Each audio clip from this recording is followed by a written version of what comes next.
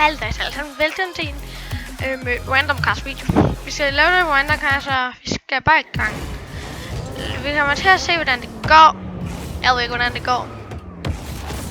Og jeg har fået en ny kongekrone siden sidst. The purple. Pink the purple. Den har jeg taget på min purple bil.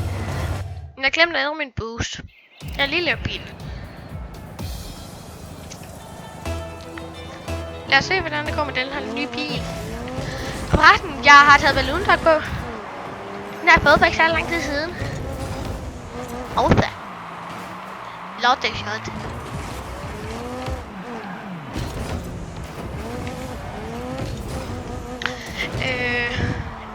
Han er veteran, så ham kan vi sikkert godt nå over. Men der har vi spillet mod i sidste episode, han er lidt bedre end ham her.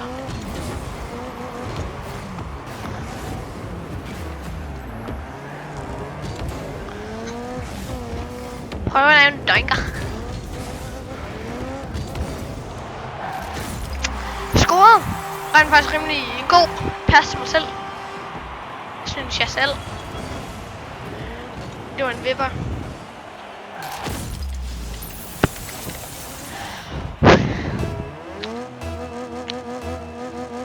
Jeg prøver, at jeg bliver i mål nu.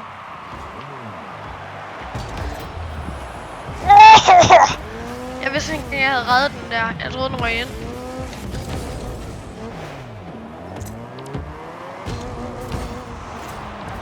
Boof! En vipper mere. Jeg begynder at blive god til det der vipper.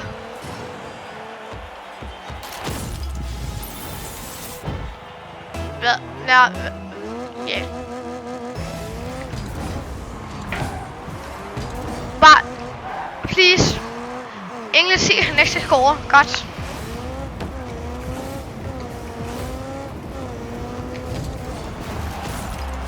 Det var et lidt easy mål, det der. Sådan et er der mange, der har scoret på. Men sidste gang, så lavede jeg ikke så mange videoer. Men far, han stoppede den. Hvordan kan jeg blive sprunget i luften? Jeg tror, det var mig! Yay!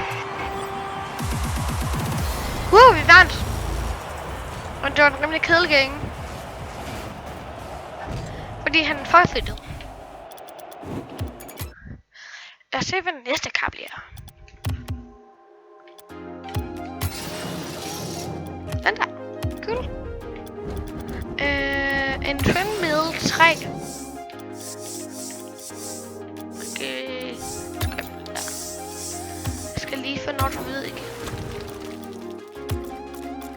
Og den sidste gang, så lavede jeg en ny gar. Det var min breakout. Det er en af dem, jeg har købt, og når jeg arbejdede. Jeg har sådan en Batmobile. Den arbejdede så i lidt længere tid. Forresten, jeg har fået den der Sub-Zero fra min første Overdrive crates.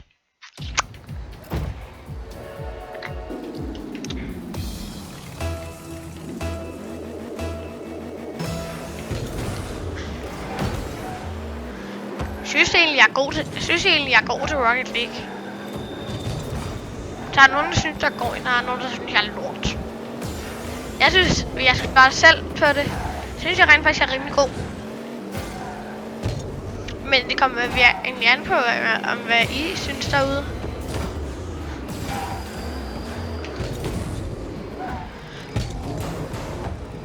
Og jeg er rent faktisk level 45, det kom jeg for ikke så lang tid. Han ramte mig, men ikke bolden! Nice! Ved jeg, eller hvad? Jeg ved ikke, hvad der skete.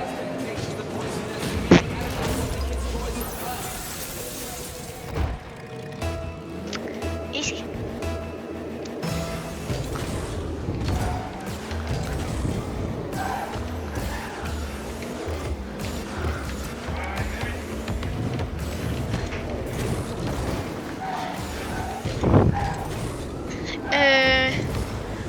Hold lige 3 sekunder, hvis jeg snakker. Jeg kommer ikke lige til at snakke hurtigt.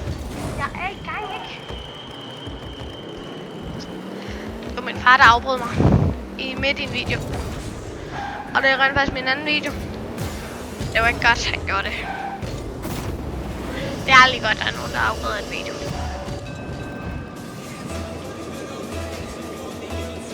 Og jeg må gerne prøve at sige, hvis jer der ser med i YouTuber, så kan jeg prøve at se nogle af jeres videoer også, og blive inspireret til noget.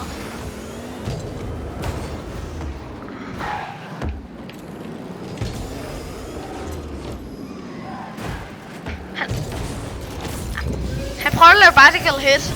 Det gik ikke særlig godt, men det var altså skåret der. Hvor jeg skåret. Indtil videre, så ser det ud til at gå rimelig godt. I hvert fald lige der, han mistede bolden rimelig meget godt. Godt og rundt mistede han den bold.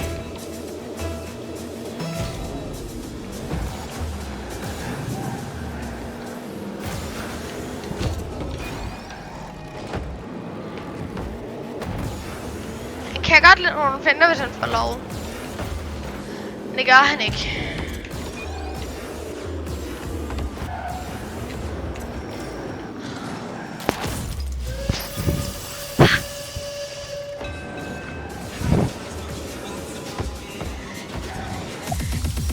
En af de bedste mål, jeg har lavet den videre. Det var det der. Nå, det er jo sygt, men det var også lidt lucky, at han missede den. Lige der, hvor den var slut, så var der en, der joinede. Man skal altid join starten. Backwards, den har kørt med mange gange nu. Eller backfire hedder den. Den er fed, men den er lort. Meget fed, men den er rigtig lort. Bagenden er rigtig grim. Og se. Nej, det kan man ikke bruge. Det kan man ikke. Jeg kommer til at... Ja. Vi kan prøve at kigge på, med, hvor mange ting jeg har gjort. Ja, en extras. Tror jeg. Stats. Wins. Jeg har vundet og MVP's. Goals 927 mål har jeg lavet. Det er mange. Sådan lidt mange. Nyan Kat 2003. Han er ældre end mig. Ellers så er det hans søn. Og det er også... Det er min fars computer, men jeg spiller på hans computer. Og ja, han er født i 18.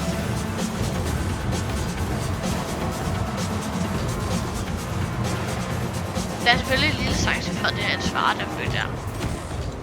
Men ellers er han godt nok meget ældre end mig. Meget ældre end mig.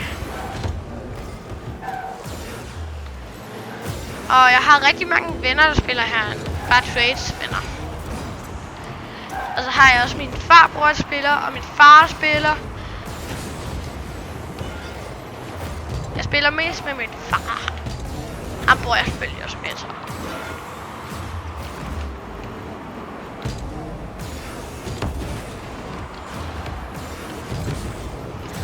Easy goal! Nu kan jeg se, at jeg har den der Sub-Zero. Fik jeg mit første pokal som min farbror.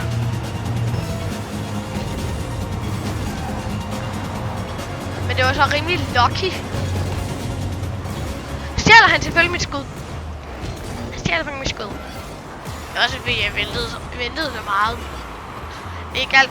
I skal ikke prøve at vente det her. Det er spild af tid. Og det er også meget svært at komme op. Altså jeg har spillet det her i snart 500 timer. Eller jeg tror jeg har spillet det her i 500 timer. Det har spillet i 500 timer så. Det skal I ikke.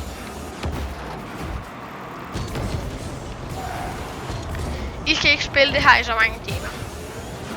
I hvert fald ikke, når I ikke har spillet, når I ikke har haft det i et år. Det skal I huske.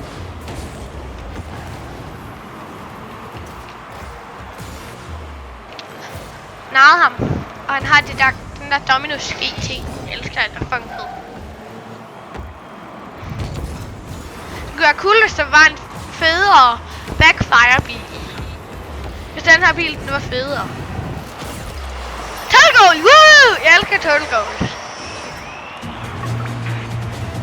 Turtle det giver det samme som long goal. Altså et langt og skildpaddemål. Ja. Lyder lidt sjovt, og hvis I er meget interesseret i Rocket League, så kan I søge på Turtle. Det er en meget populær Rocket League gamer. Han er en af verdens bedste til Rocket League. Han er RLC Light Champion 1, tror det var. Og Turtle, det er fordi han elsker at lave turtle goals. Det tror jeg i hvert fald. Han er god til turtle. Han er i hvert fald god til at lege turtle.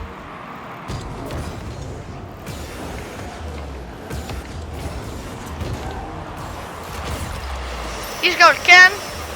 Og han prøver ikke at presse mig. Tror jeg ikke. Det er selvfølgelig mig, der har presset ham. Og han er ikke særlig højt level. Nej, ikke lucky goal. Hader, når der er nogen, der laver lucky goals.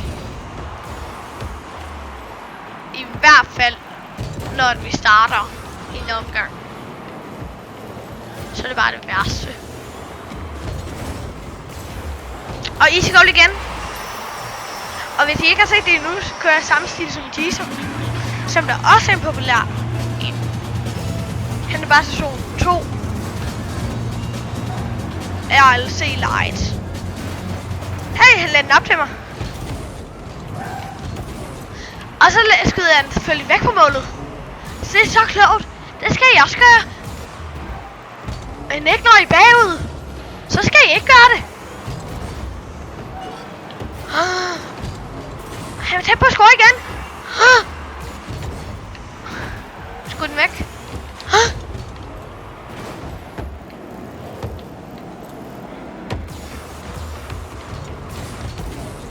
Og jeg skød den væk igen.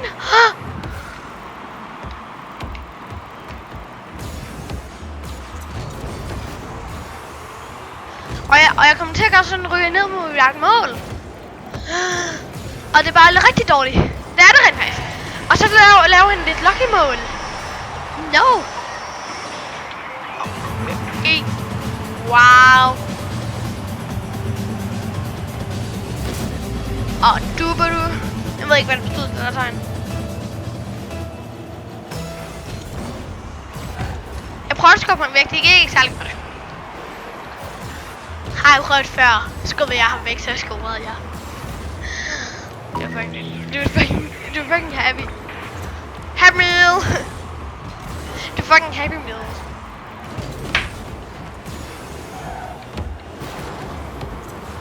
Og jeg skød den væk fra hans mål igen.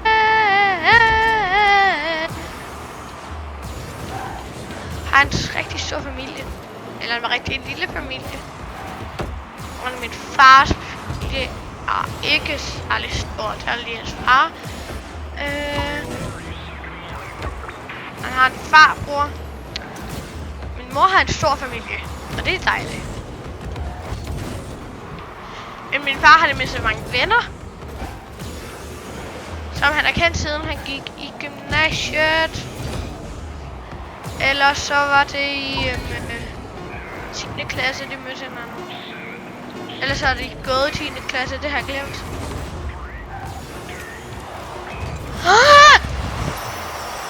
Epic shot igen. Det er min sidste episode, så giver jeg det bare rigtig lort.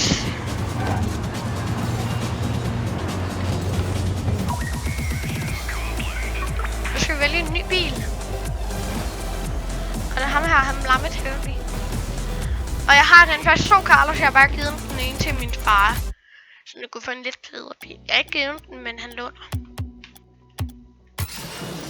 Og den her gang bliver det sådan igen. Den skift. Takumi. Og har jeg sådan nogle wheels? Har jeg black wheels? Har jeg haft pæne black wheels? De stander. Jeg tror sådan der. Jeg var nu på en god idé.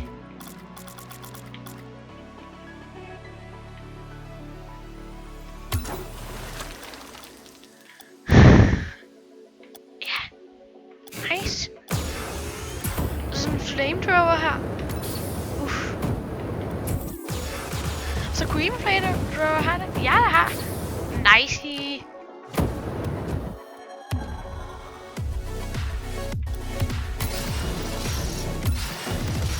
Den er cool. Det er den fedeste, jeg har haft indtil videre. På en måde alligevel ikke.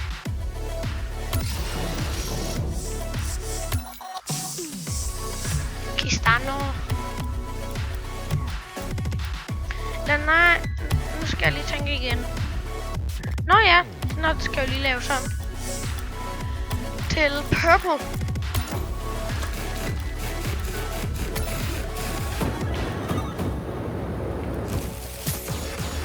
Så palsma. Bum. Buff. Buff. Nu er vi klar. Ready to death.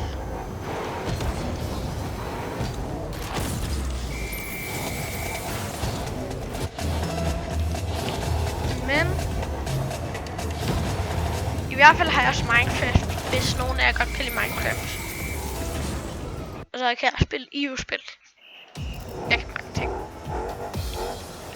Men det kan være, at den her bliver rimelig lang, den her video. I kan bare se, hvis min video skal blive lidt kortere. Og jeg ved ikke, hvor lange videoer de skal være. Hey, kan du score? Så misser jeg målet! Som jeg altid gør! Woo! Lucky for me! Og jeg får ikke engang ikke for det der. Som jeg heller ikke godt til. Yay!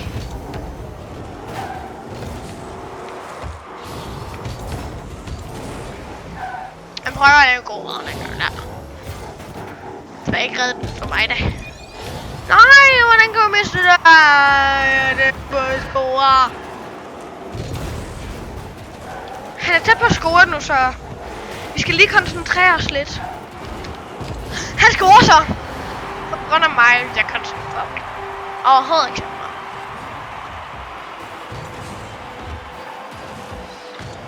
Og det er en pro, der scorer på en expert. Det er ikke altid, man ser det. Det kan selvfølgelig godt være, at det er en smugler.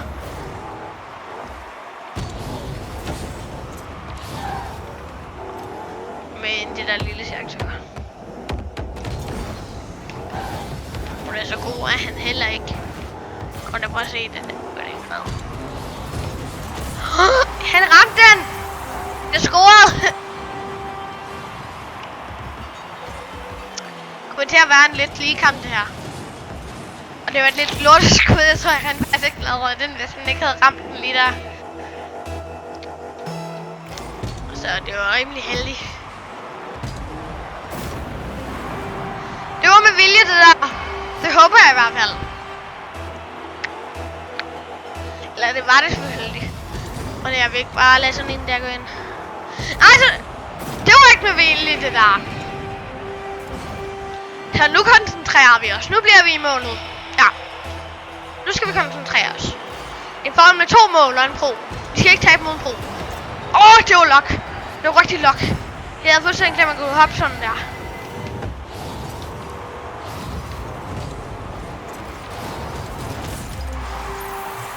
Så det var ellers været en noob-ting, hvis jeg det var ellers noob, hvis jeg ikke kunne redde den der. Men det er der mange, der kan. Nu der flyver igen. Og nu misser jeg igen. Og nu tager han den igen.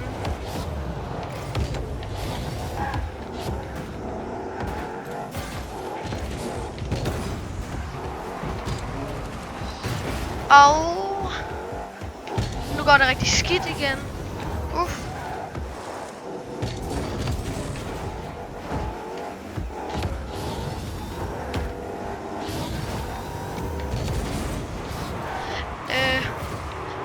De videoer, jeg lavede indtil videre, de er rimelig lort.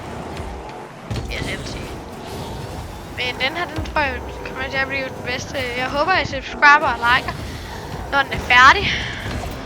Oh, what a save! Oh, what a goal! Jeg er 100% for en ham, selvom vi står lige i tingene. Jeg har kun fået flere sager som ham.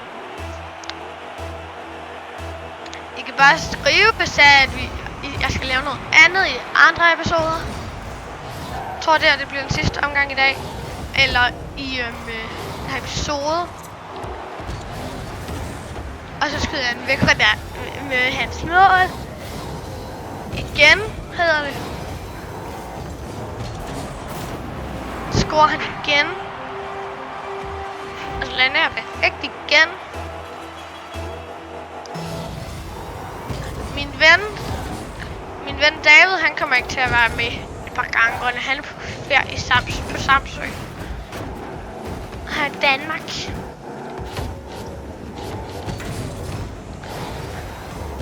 Det går ikke godt for mig. Jeg tror, jeg stopper med at øve mig i at være sej. Oh, yeah. Det er et lortet tidspunkt, han lavede det der trick. Jeg tror ikke engang, det var meningen. Eller jeg ved det ikke engang, ikke var meningen. So, it's a good game. Men jeg blev rent faktisk født her i Tøring.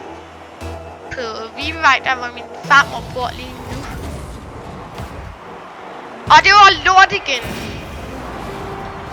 Jeg kunne godt have med redden der. Og det kunne jeg ikke. Jeg kunne godt være lock, og så gjorde det noget med det. Og så scorede han selvfølgelig igen. Det vil jeg også gerne helst til at gøre. Men det kan jeg bare ikke. Kun at han rammer. Og det er præcis det der er problemet. Og han var tæt på at score igen. Det er han hele tiden.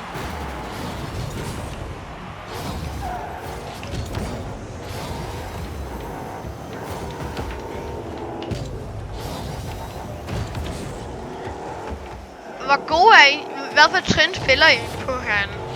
Er I ekspert, rookie, legend, master, pro, rookie?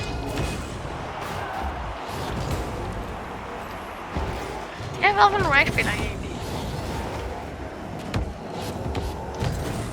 Spiller I sammen med semi-pros? Eller, ja, hvad leveler I?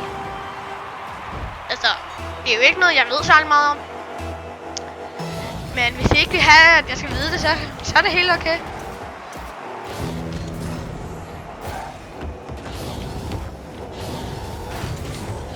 Mange år er I egentlig? Så jeg tager med. Hvis der er overhovedet nogen, der tager med.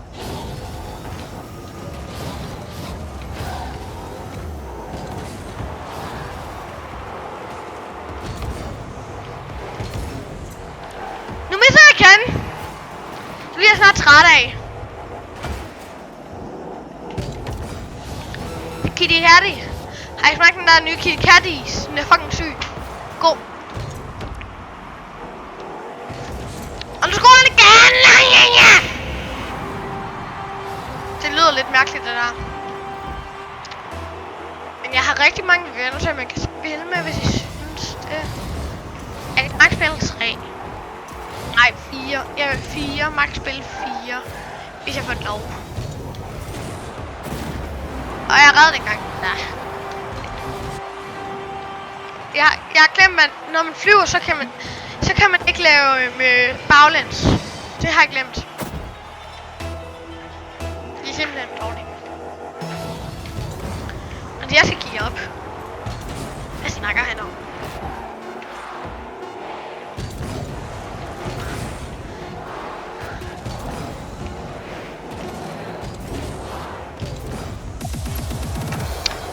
Jeg skal give op.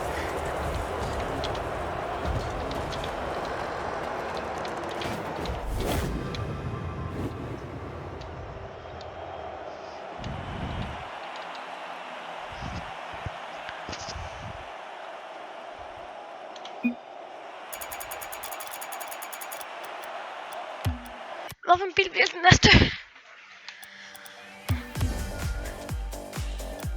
Det bliver Octane. Vi ses. Husk at subscribe og like. Hej.